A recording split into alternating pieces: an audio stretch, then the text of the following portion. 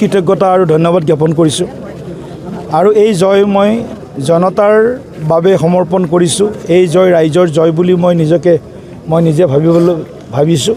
গতিকে মই ভাবোঁ যে আগন্তুক দিনত দৰং ওদালগুৰি লোকসভা সমষ্টিৰ যি ৰাইজৰ আশা আকাংক্ষাসমূহ আছে, সমস্যা আছে, তেওঁলোকৰ কিছু আৱেগ অনুভূতি আছে, গোটেই কথাখিনিক খুব সুন্দৰভাৱে বিশ্লেষণ কৰি খুব ভালকৈ ফহিয়াই চাই এই সমস্যা বা এই তেওঁলোকৰ আকাংক্ষাবোৰক কেনেদৰে আমি বাস্তৱায়িত কৰিব পাৰোঁ তাৰ ওপৰত আমাৰ নজৰ থাকিব।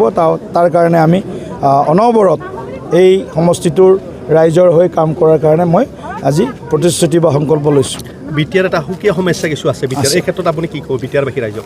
নিশ্চিতভাৱে বিটিআৰ যিহেতু 6টা সমষ্টি দৰং ওদালগুৰি লোকসভা অন্তৰ্ভুক্ত হৈছে, গতিকে বিটিআৰৰ কিছু অন্য এক্সট্ৰা অৰ্ডিনাৰী কিছু বিষয় আছে বা সমস্যা বুলি ক'ব পাৰি। গতিকে এই বিষয়বিলাকক আমি যিহেতু ট্ৰিপল ইঞ্জিন চৰকাৰ, দিল্লীত বিজেপি, দিছপুৰত বিজেপি, বিটিআৰত বিজেপি, UPPL মিত্ৰজোঁটৰ চৰকাৰ, ট্ৰিপল ইঞ্জিনৰ চৰকাৰে গোটেই কথাবিলাক আমি চালি জাৰি চাই BTC শান্তি চুক্তিৰ পূৰ্ণ ৰূপায়ণৰ পৰা আৰম্ভ কৰি BTCত স্থায়ী শান্তি প্ৰতিষ্ঠা, BTCত সমান্তৰালভাৱে উন্নয়নৰ গতি ত্বৰান্বিত কৰা, শক্তিশালী কৰা, BTCত থকা প্ৰতিটো জাতি জনগোষ্ঠীৰ লোকৰ মাজত সুসম্পৰ্ক যিটো বৰ্তমান আছে কিন্তু তাক আৰু অধিক শক্তিশালী কৰা, তেওঁলোকৰ মাজত সমন্বয়, ভাতৃত্ববোধ, একতা, লগে লগে সমবিকাশ, সমমৰ্যাদা আৰু সম অধিকাৰৰ যিবিলাক বিষয় আছে সেইবিলাক বিষয়কো আমি অগ্ৰাধিকাৰ ভিত্তিত আমি সন্মুখত ৰাখি আমি BTCখনক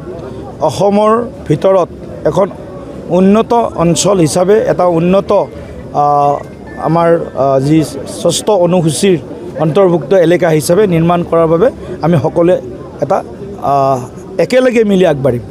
এইবাৰ জিকিব লাগে আৰু 4 লাখ 3 লাখ তেনেকুৱাৰ মাজতে হ'ল। 3 লাখ প্ৰায় 30,000 ওচৰা-ওচৰি আমাৰ হয়তো হ'ব বা আৰু কিছু যি আমাৰ পোষ্টেল বেলত আহিছে সেইবিলাকৰো এড হ'ব। গতিকে আল্টিমেটলি ফাইনেল ফিগাৰটো মই ক'ব পৰা নাই, কিন্তু ইমান বৃহৎ ব্যৱধানত জয়।